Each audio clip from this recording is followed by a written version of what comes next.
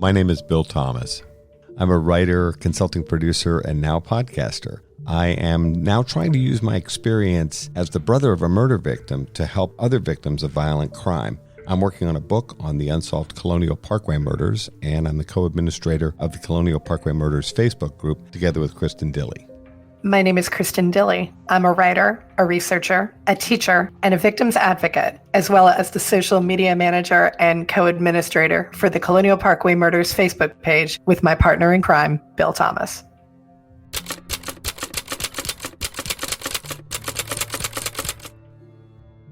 Welcome to Mind Over Murder. I'm Kristin Dilley. That makes me Bill Thomas. And we're joined today by Loni Coombs, former criminal prosecutor and legal analyst and star of the Lover's Lane Murders. Loni, thank you so much for joining us. Thank you so much for having me. This is a real pleasure. Well, let's see if you still feel that way after we talk for a while. With our tough questions, I know you can handle it, counselor. I'm ready to be interrogated. Go ahead. Well, let's go ahead and start off with something pretty basic. Lay some groundwork for us by describing your educational and professional background. Well, let's see. I went to college at the age of 16. People ask, how did you do that? I never graduated from high school. I just left after my junior year. So there was a lot of pressure to graduate from college because if I didn't, I was a high school dropout, essentially. So I went to college at Brigham Young University. Because I was leaving so young, my parents decided, well, if you want to go that early, you're going to go to BYU. I actually had wanted to go to UCLA, where my dad was a professor, but they decided to send me to BYU, so that's where I went. And I graduated in 3 years. I was in a real rush back then. I don't know why. So I graduated with a degree, a bachelor's in psychology, and 2 minors in music and philosophy. I love to learn, so I was taking all sorts of classes. During that time, I also got married and then got pregnant. And then my son was born a week after my college graduation. And so at that point, I was 19 with a baby and my marriage fell apart. So I got divorced. And a year later, I started law school. As a single mom, I was still breastfeeding, which was an experience for all of my fellow law students who could not understand who this person was. Going to school with them. Who is this woman and why is she doing this with this baby? Exactly. But I loved law school, loved it with a passion. I loved the analytical thinking. I loved the deductive reasoning.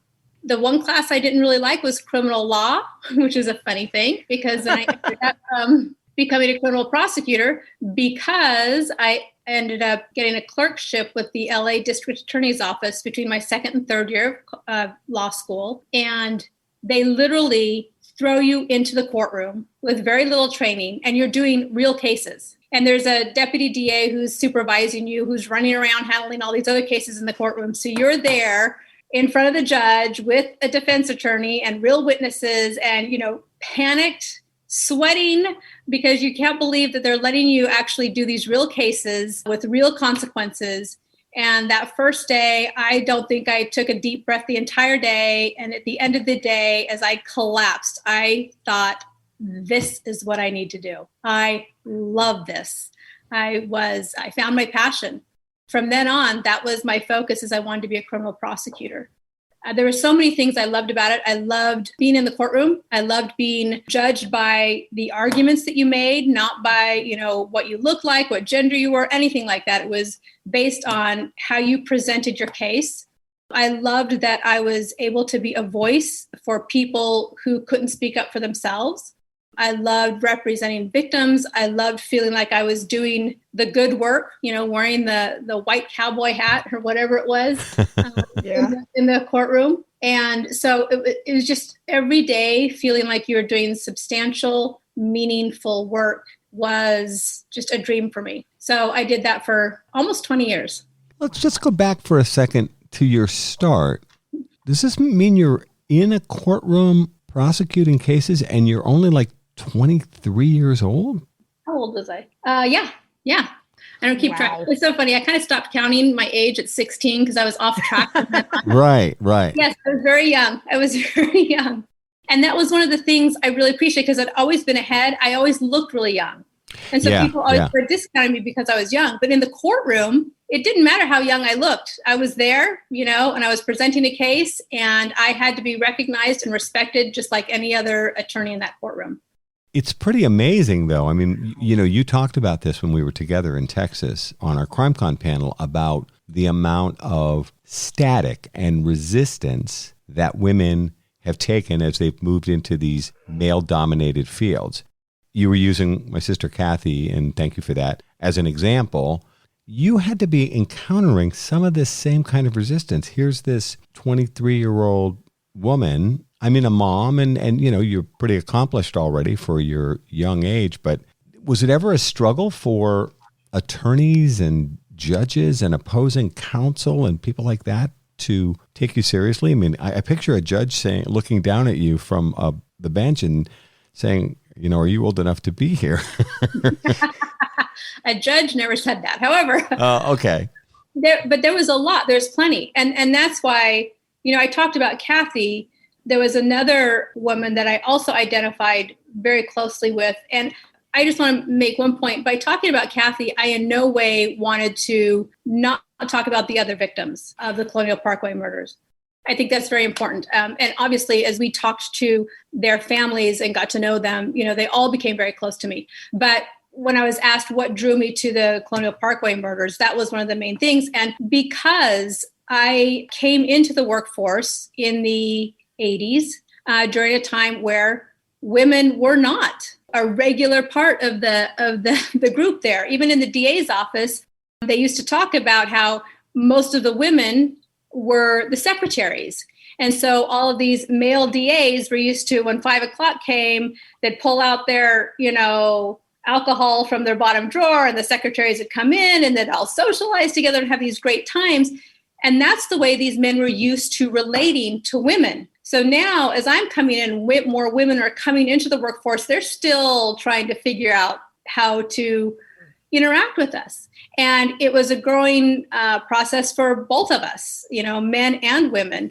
I remember the very first assignment I had, I walked in, this is as a DA after I was hired, and I was a DA. I was entering a new courthouse with another man who was probably 15 years older than me. We were both hired. We were both in the same level. We walked into our supervisor's office for the introductions, and he was probably in his 50s. And he sat there and had a conversation with my male counterpart like I wasn't even there, like I was an object.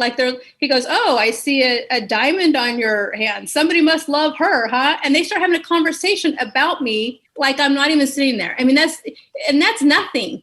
We women at this point, you had certain ways to handle that, but you needed to get your foot in the door. You needed to be taken seriously. And so a lot of that you just took, or you laughed off, or you rolled your eyes, or whatever. But it was a very different time then. And so people like Cathy, and I had another case, Julie Cross, who was the first female Secret Service agent killed in the line of duty. Mm-hmm. I prosecuted that case. I really related with her because of what she had gone through to get to where she was in a very, law enforcement's a very male-dominated world. Prosecutors work very closely with law enforcement. So I had a lot of that. And you have, in the hierarchy, when it gets to the DA's office, we're essentially running the case at that point. And a lot of times these, detectives, almost all male, mm-hmm. May or may not like having a young female telling them what to do for the case, or, things like that. So you really had to learn to work together. And it was an ongoing process. But you really had to slough off a lot of these insults and slights. Even this thing with making reference to your diamond ring as if you're not in the room. And then the senior person in the room talking to your colleague, and you're both in the same role, both new hires, and he's only talking to the man as if you're not even there, except referencing something as dumb as your jewelry. Yeah. And that was not uncommon. As much as I said, in the courtroom, you would have equality when you were arguing a case. There were times when you weren't arguing a case where certain things would be said or certain treatment, because I'm brown, a lot of times I would walk in the courtroom and people would assume that I was a Spanish interpreter. And so they would ask me to come over and start interpreting. And I would say, I'm sorry, I don't speak Spanish. And they would look at me like they were sort of angry, like I was not telling them the truth. And then I would say, actually, and the defense attorney would say, well, no, come and, interpret anyways. And I would have to say, I'm sorry, I'm actually your opponent on this case. I am the prosecutor. You probably don't want your client talking to me and telling me about the case because, so, I mean, there are constant things like that, but you just learn to get beyond them so you can do your work. Wow. Are things better? You started in the 80s. If you were to start tomorrow, let's just say, do you think things are any better? Yes, I do. I think that there have been great strides made by both men and women in recognizing, what equality is. We're not there, right? We're not look at the wage gap. There's still a lot to be done. There's still a lot of things, but I'll tell you, the Me Too movement has made everyone so much more aware, and just being able to talk about these things. I think social media and, these different movements of people feeling like they can speak out and people will listen to them, and people are putting money where their mouth is so that things are actually being done. I think there are great strides. In fact, it's interesting. Sometimes I look at the women coming in now and I don't think they have any idea what it used to be like. They can't believe it, but that's good. I mean, that's what we were hoping for. We're hoping that our children and our grandchildren and their children will look back and say, are you kidding me? You were treated that way? That's crazy. But sometimes I laugh because, it's funny right now, or for a little while there, like feminism, that word got a bad connotation. And I felt like saying, how do you think we got to where we are? It was women who would stand up and make these positions and speak up. That's how we got to the point where you can sit there and look at the word feminism and say you don't like it. But it's taken a long time, and it'll take a long time more. But there have been strides, back even in just the way you dress, I think that women in law are able to dress much more however they want to now. It used to be very rigid as to how you had to, wear a skirt and wear, a blouse. So it's much different now. Wow. So I'm really interested in your work with the hate crimes unit. Let me start by getting you to give us a definition. What makes a crime qualify specifically as a hate crime? Okay, so hate crimes in the United States were put on the books essentially in 1996. And each state, the hate crime is a little bit different, but it's aiming at when people commit a crime, whatever that crime is, and their motivation is hate or a bias towards a specific protected group. And in every state, that's different. But the general ones are race, gender, sexual orientation, religion. Those are the main ones. And then there's some other ones here and there, nationality. Hate crimes are a good thing. I'm going to tell you why there's the pros and cons of hate crimes. Because I did run the hate crimes unit in the LA County DA's office for almost 3 years. The good thing is it makes us all aware that people are committing crimes because of this, right? That there is this hostility, there is this anger that's motivating people towards violence. And I think we need to highlight those groups and recognize that we all need to step up and protect them. The downside to hate crimes is usually on the books, it only adds a certain enhancement to the sentencing. So if the charge is like a murder was a hate crime, you have the sentencing for the murder. That's the main punishment. And then if you find it was a hate crime, meaning it was motivated by this bias, then you add a few more years usually to the sentence. But to get that added enhancement in front of a jury, for a jury to agree to this, it's very difficult to do because you're essentially saying the jury has to get into the mind of the offender and determine what their motive was. In no other crime are we required to prove motive. Right? Even though motive is huge and we always talk about it in TV shows, it's not a requirement to prove a crime has occurred. You don't have to prove the motive. But in hate crimes, you essentially are saying that they were motivated by this hate crime. And so people can get all caught up in the juries focusing on what was the motive, and maybe it was, maybe it wasn't. And sometimes that distracts from the actual crime itself. So as a message to our society, I think hate crimes are really important. And I think in certain cases, you definitely need to put that label on it and designate it as a hate crime. But in reality, when it is in front of a jury, sometimes it ends up being almost a distraction to them being able to convict on the underlying crime.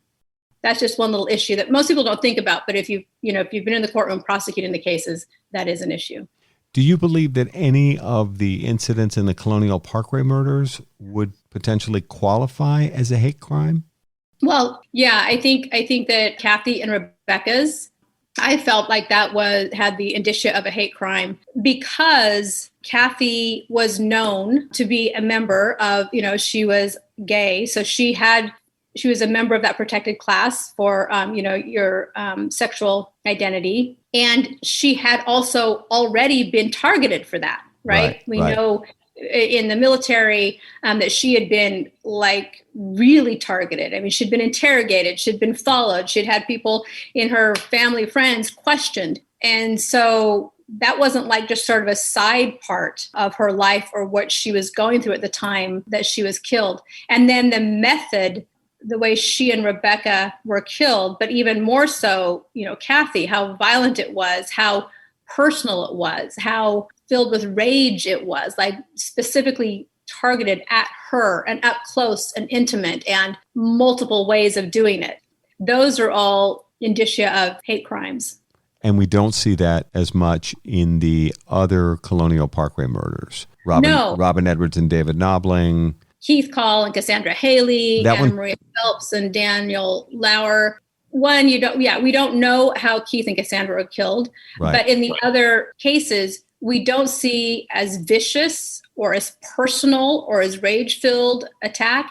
And we also, in the victimology, we don't see them being identified in one of these specific classes that are protected under hate crimes as readily and as visibly as Cathy and Rebecca. Of all of the crimes that you dealt with while you worked with the hate crimes unit, was there one that stuck with you the most, that has remained with you and impacted you on a powerful sort of personal level? I'm not going to talk about a specific case, but I'll tell you that at the time, this was a time where now West Hollywood is known, for its gay population, but it's a very welcoming, very open. People love to go there. A lot of people come and go there. Back at this time, when I was there was a lot of violence targeted at the gay community. And West Hollywood was one of the places where this happened. And literally 2 men could be walking down the street and someone would come up and just start beating them. It was, again, just like we were talking about, with women in the workplace, it was a different time. And now if you talk to, our younger generations about how people were targeted, simply if you were walking down the street, holding hands, you could be beaten, you could be killed. It's hard for them to imagine. Thank heavens, right? But there was so much going on, the gay bashing.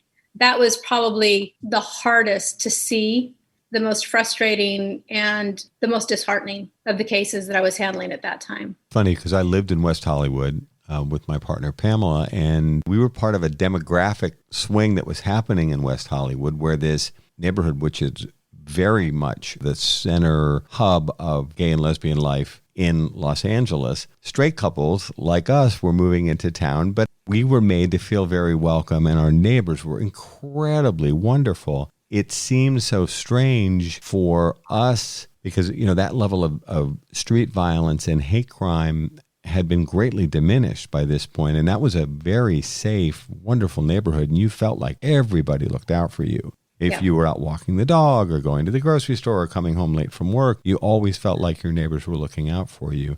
People like my son, Chris, who's 23 now, they look at me funny, he and his friends look at me funny when I start talking about these things back in the 80s and 90s and how you were kind of taking a risky step to be walking down the street holding hands with a same-sex partner. Absolutely. And I think it is important for us to talk about it. I mean, it's wonderful that it's in the past, but as we all know, things can cycle back if we're not careful. And so I think we always need to be aware how far we've come, but make sure that things don't come up where we start sliding back. Right now we're seeing so much animosity and hostility towards, different groups in our society right now. And it's like, I don't want to see these hate crimes rising again against different groups.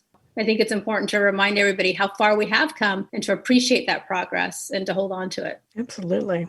So, Loni, you also worked with the Crimes Against Peace Officers unit, which I hadn't heard about. Can you talk a little bit about the work that this unit does and its importance?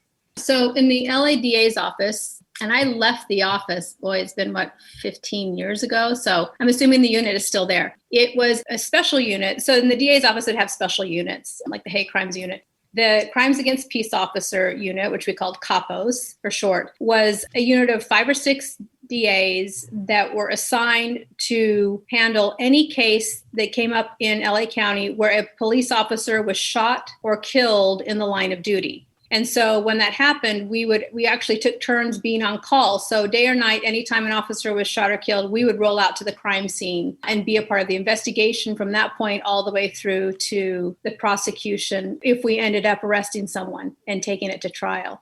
It helped me to formulate my feeling about police officers and law enforcement. I think obviously there's a lot we can talk about training and about good officers, bad officers, and that's a very important discussion. But what I saw in, working in this unit is that it is also very real that police officers every day go on the job not knowing if they're going to be killed or not, simply because of the uniform they're wearing. And so I had a lot of respect for the officers.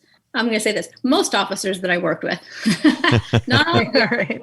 But I always recognized that most of them were there for the right reasons and were literally putting their lives on the line to fulfill their duties. I remember one officer who was killed. He was shot at 11 times by a gang member. He was in his car with his partner. They were just sitting in the car, patrol car, uniform, patrol car, very clear this police officer, and they were watching a party disperse, and a young gang member who kind of wanted to make his name came around from behind and shot into the car 11 times. I mean, they were sitting down, and one shot went right through the officer's head, and he was dead. And as we were investigating the case and learning about the stories that people had to tell about this officer, he was working the gang unit. He wanted to work the gang unit. He wanted to make it better for the community and help these gang members. There was one woman that he had arrested and was transporting to jail for prostitution. And she said the whole time he was telling me how I needed to have more self-worth, how I was better than this, how I was a good person and I deserved to have a good life, and how much that touched her, And then another person that he arrested and took to jail and was going to be in jail overnight, and he found out that she had kids at home. He went and bought diapers and formula and dropped them off on the porch so that her kids, would be okay without her. I mean, so many stories about this young officer, and he had 2 young children himself. He'd just come back from paternity leave. So, it was a very, I'll stop there. You're listening to Mind Over Murder. We'll be right back after this word from our sponsors.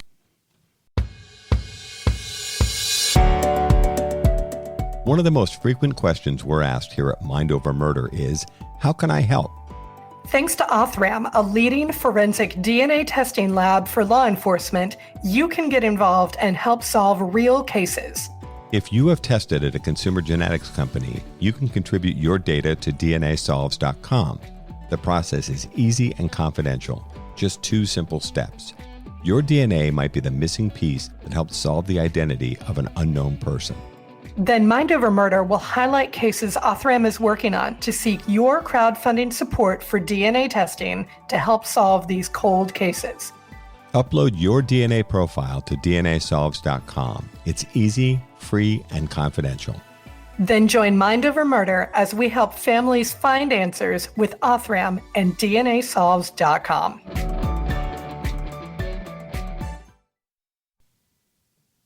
We're back here at Mind Over Murder. Does every city have a Crimes Against Peace Officers unit, or is this just an LA thing? I don't know. How did you transition into broadcast journalism then? So that's a good question. I ended up taking a leave of absence from the office. I always thought I was going to be a career prosecutor forever because I loved it so much.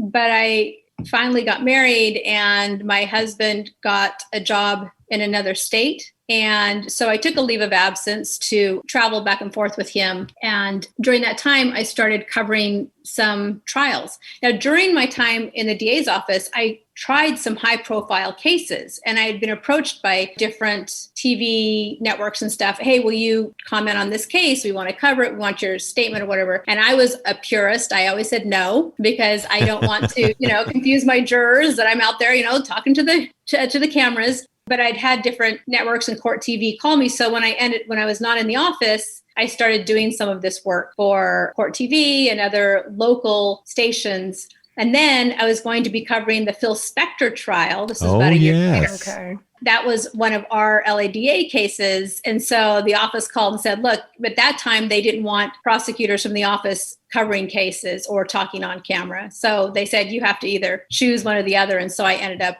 leaving the office at that point and doing broadcast. When I first started in broadcast, I was covering cases. I was doing legal analysis. I started doing some news. I was doing reporting and, morning show stuff. And I anchored a few nighttime newscasts. And then however many years ago, when true crime all of a sudden, blew up, I started being able to host these true crime shows where you're doing active investigation. And that kind of blended the best of both worlds for me, because I was able to work on real cases and also do it with the spotlight of having some media attention. I know that prior to Lover's Lane Murders, you'd also done Death at the Mansion and Rebecca's a House. So that's where I knew you from. And that was some great work on that one too. So yeah, I was familiar that you had done some work with Oxygen. So I was thrilled that, you were able to come on for Lover's Lane Murders. The first show that I did for Oxygen was called Final Appeal. Mm-hmm. I hosted that with Brian Banks. I don't know if you remember Brian, but he was an exoneree. He was out of Long Beach. He was arrested for rape, wrongfully arrested, and ended up serving 5 years in prison and then was on parole for 5 years. And during that time, the alleged victim connected with him on Facebook and said, hey, let's hang out. And he was like, are you kidding me? So he was actually able to very carefully, meet with her and get it under recording that she had essentially made the whole thing up. I remember this story. What a crazy story. Yeah. And he was supposed to go to, I think, USC on a football scholarship. And, I'd missed out on all of that. So after he was exonerated, the NFL had him come try out. And I think he played for the Atlanta Falcons. That sounds right. Yeah, for a bit. Anyway, so he was the co-host on this. And we looked at 4 different cases across the country. People who had been in prison for many, many years, saying that they were wrongfully convicted, and they were just about to go into court for some significant argument. So we would go in and look at the case and decide, first of all, if we agreed that they were wrongfully convicted. And then if so, did what we could to, talk to the attorneys and help them in any way. So that to me was such an amazing experience, having been a prosecutor for all of those years. And now essentially I'm using all of the skills that I'd learned as a prosecutor and my trial skills and analyzing a case and evidence and witnesses and people, and now using it to help these people who've been wrongfully convicted try and get out of prison. It was very significant to me. And out of the 4 cases that we covered, since that show aired, 2 of the people were released from prison. So, wow. Yeah. What's the feeling like for you? You still had friends in the prosecutor's office, I would imagine, and colleagues and people that you'd worked with. Did they feel like you'd crossed over to the other side when you were coming in and breaking down prosecutions and saying, I think this person may be wrongfully accused and wrongfully prosecuted? How does that play? Yeah, that's a great question.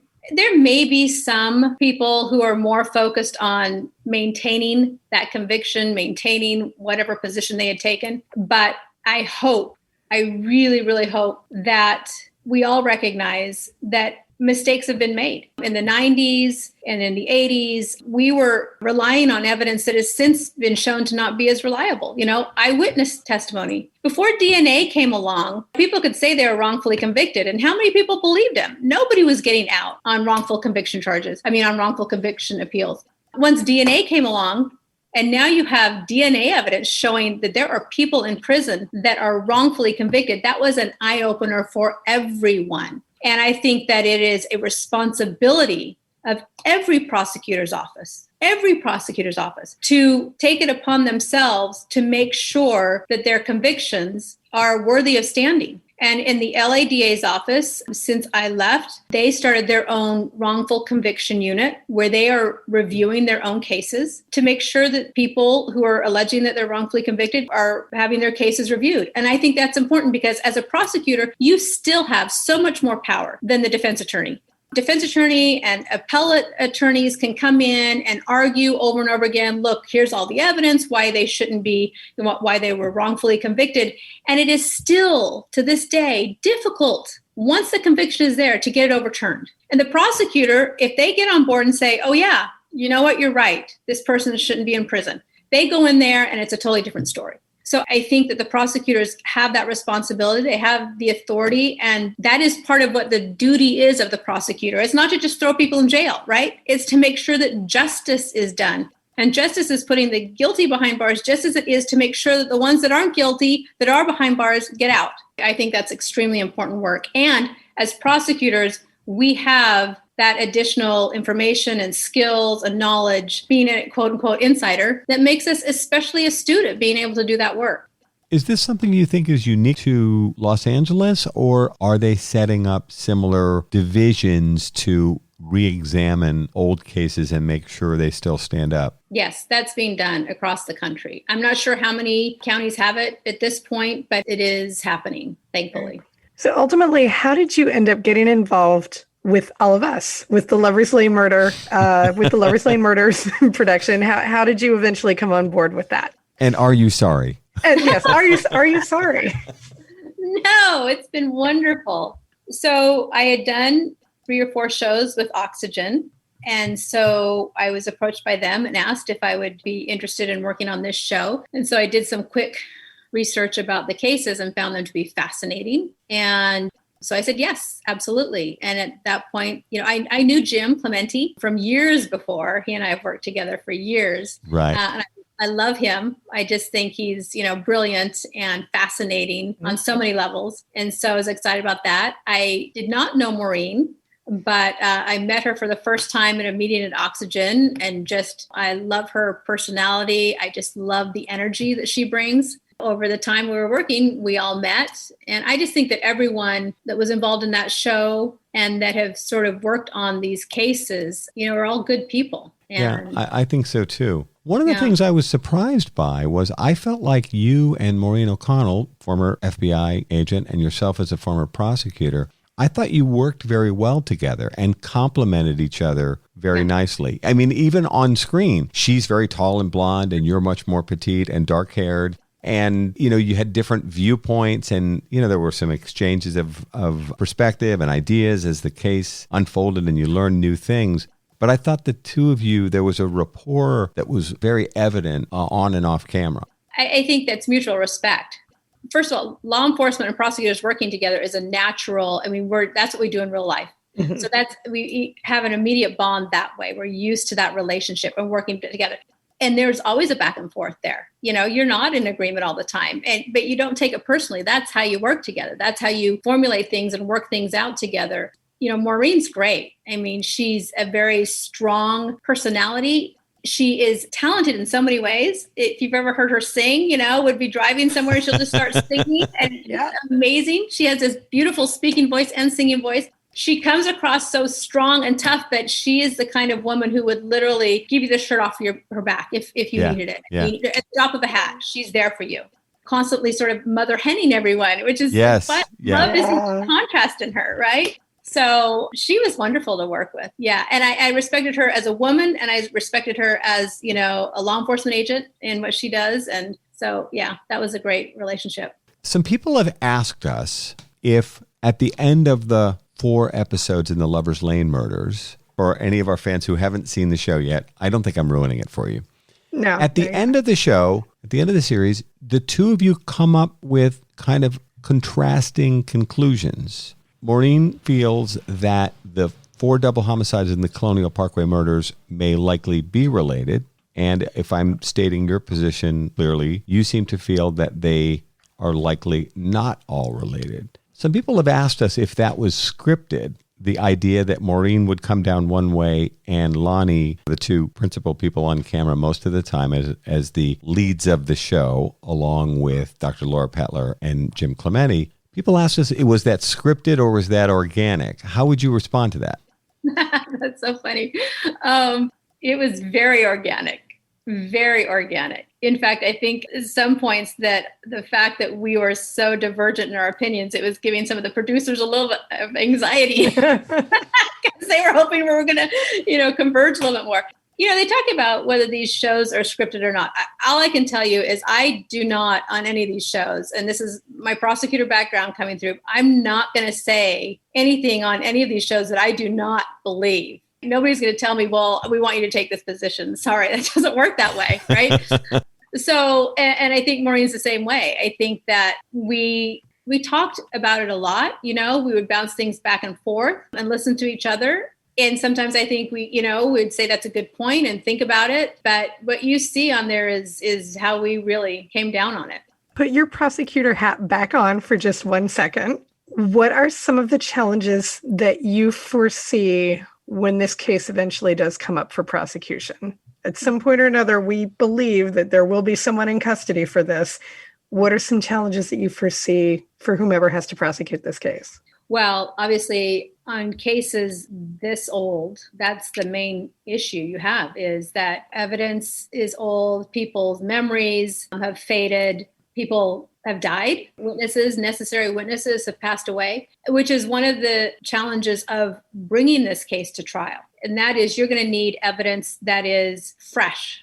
So either DNA evidence that's done, through familial genealogical DNA, whatever the latest term of that method is, which I put great faith in. And I think that would be a fantastic form of evidence for this case. Or if there are witnesses that come forward, even this late date, that have something to say that ends up opening a path to more evidence, that would be helpful. But other than that, it is a very difficult case. The case I was talking about earlier, the Julie Cross's murder case, that didn't get solved for about 15 years. Oh, really? Yeah. I mean, imagine, you had all of the Secret Service, all of the LAPD throwing all of their resources at this case trying to solve it. And it went unsolved for 15 years until I think it was a former girlfriend spoke up because she had some things that she was being faced with. And so she said, well, I have some information after 15 years of nobody talking. And she said something that then opened the investigation, and they were able to get some more evidence that was actually still out there in existence to put the case together. So cases can be solved years and years later, but it's very difficult, and evidence deteriorates.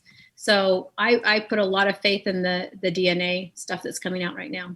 One thing that's fascinating for us, I totally support what you're saying about DNA and forensic genealogy or investigative genetic genealogy or whatever we're calling it today. Whatever we're calling it these days, yeah. We come up with some initials for it. That's, right. Everybody can do. Very easy, very quick. Yeah, I think investigative genetic genealogy now seems to be getting a little traction, and IgG does rattle off the tongue fairly well. We're seeing some hope there and some bright spots in terms of taking older evidence and bringing in a fresh set of eyes and the latest analysis and seeing if we can create some opportunity there. The other thing that's been fascinating for Kristin and me is that people are continuing to come forward as a result of the television series and this podcast and our social media presence and all of the fantastic coverage we've gotten nationally and in the Virginia media. People are still coming forward with new information. I was late signing on to record this episode because I was on the phone with a guy who has information that's new to me, and we'll try to sort that out and get that to the FBI as soon as we can. I'm not saying it's going to bust the case wide open, but he was providing information that I'd never heard before. It's hard for us as civilians to evaluate what might be a valuable piece of information to the investigators because we're not law enforcement. We're not investigators. We're just civilians. It's amazing how coverage like this, even on Mind Over Murder, continues to bring people forward with new information or fresh takes on things that we've heard before, but someone had more information or they knew something that no one else ever knew. The whole process has been a very interesting one. Yeah. And I want to say this. There is a very important beneficial side to all of this true crime community, the true crime shows, the true crime podcast. And that is that it puts this spotlight on cases that people just would not hear about otherwise. It reminds people of, oh, well, I saw this, I heard that, so you have people coming forward with ideas. You also are putting the spotlight on the case for law enforcement. Because how many cold cases do they have? And law enforcement now says, oh, look, there's people looking at this case. It's just sitting in my filing cabinet. Maybe I better pull it out and start looking at it again. So if anybody wants to come to us and ask us questions, we can say, oh, I know about the case and this or that. So I'm a huge advocate of the power of the spotlight. I mean, so many years when I worked in the DA's office, and there were cases that never got attention, which really should have.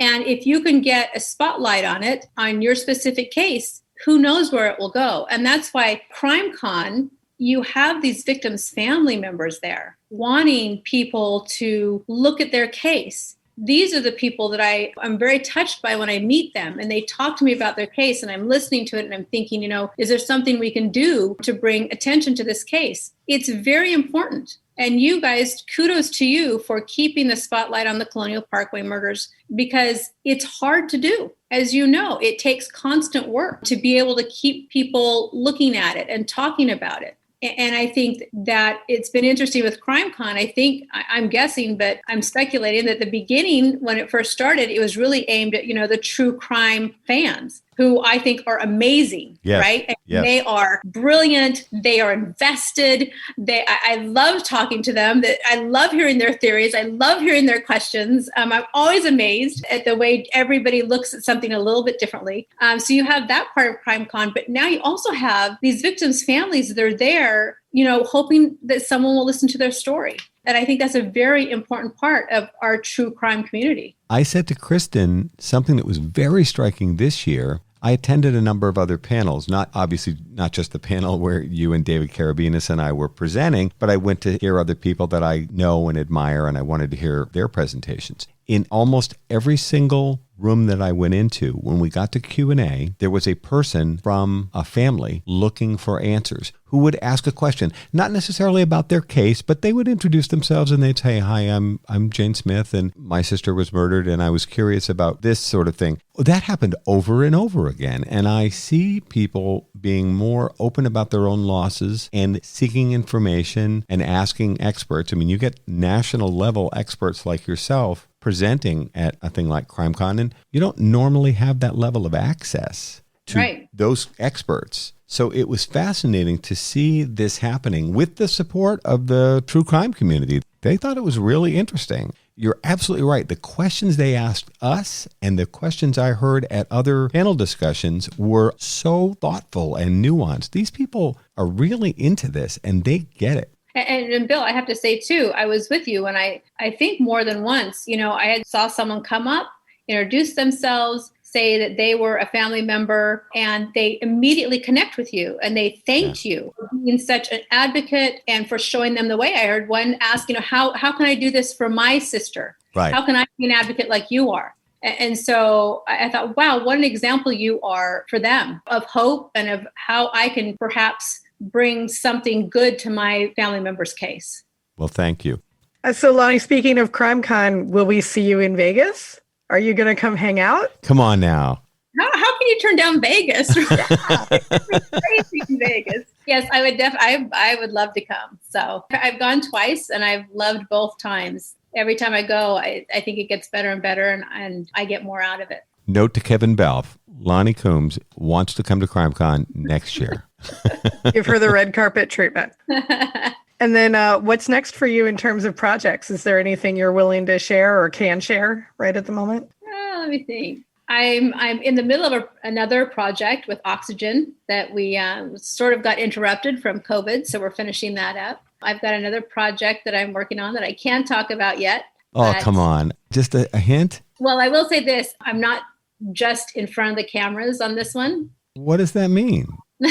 You're a producer or wearing other hats? Director? Yeah, well, not director, but working on more of the producing side. Okay. Exciting. So I've got a few projects that are cranking up. All right. Very cool. And you'll come and talk to us all about them when they're ready to see the light of day, correct? Absolutely. I would love to. Yay. You guys are great. Love your podcast. Well, thank you so much.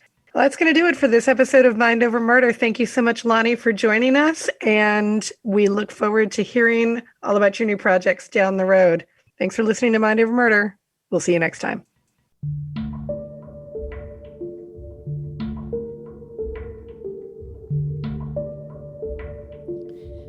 Mind Over Murder is a production of Absolute Zero and Another Dog Productions. Our executive producers are Bill Thomas and Kristin Dilley. Our logo art is by Pamela Arnois.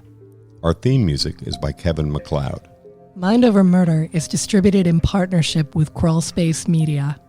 You can follow us on Facebook, Twitter, or Instagram. You can also follow our page on the Colonial Parkway Murders on Facebook. And finally, you can follow Bill Thomas on Twitter at BillThomas56. Thank you for listening to Mind Over Murder.